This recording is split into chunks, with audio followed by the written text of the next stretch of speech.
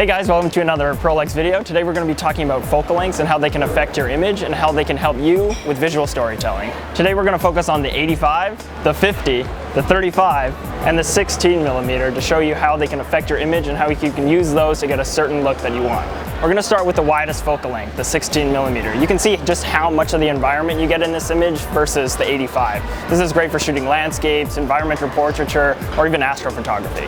You can use this focal length to make your subject feel small and diminutive by putting the camera above them. Or you can create the illusion of power by using a low Dutch angle to make your subject feel bigger and in charge.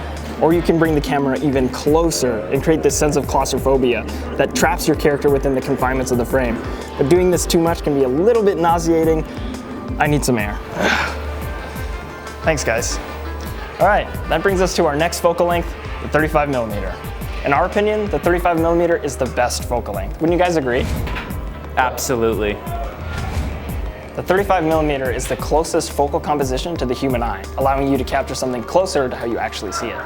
It's wide enough to give you context about the environment around the subject, and we believe it's the perfect balance between subject and environment that allows you to focus on your visual storytelling. Here we're using a tight shot, which looks really good on the 35mm. It's great for portraiture and recording conversations between characters like this.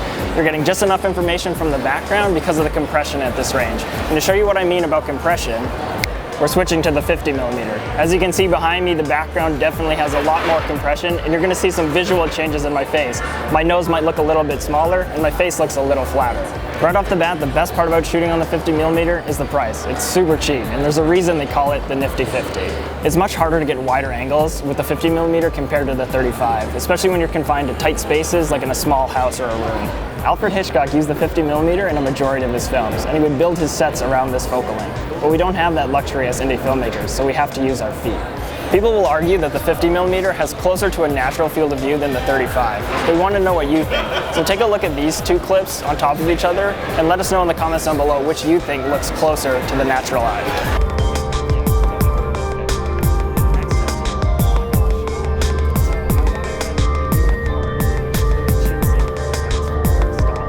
And that brings us to our next focal length, the 85mm. This range is perfect for portraiture. You'll see photographers using this for fashion, on the runway. It's really good for shooting full body shots all the way to a headshot.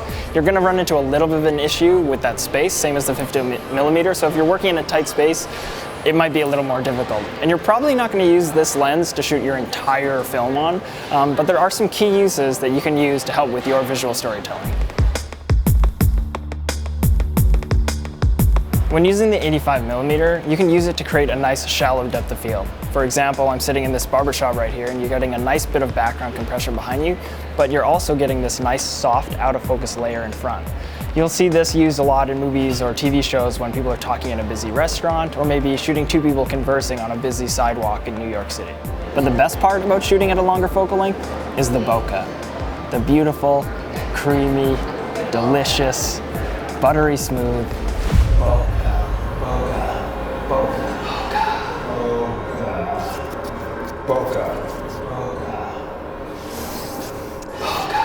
Now that you've seen a few different focal lengths, get out there and experiment with them. Try a few different ones and see how you can use them to help you with your visual storytelling. If you like this video, be sure to give us a like on YouTube here and share it with a friend. And if you already have a favorite focal length, just drop it in the comments down below. We'd love to hear from you.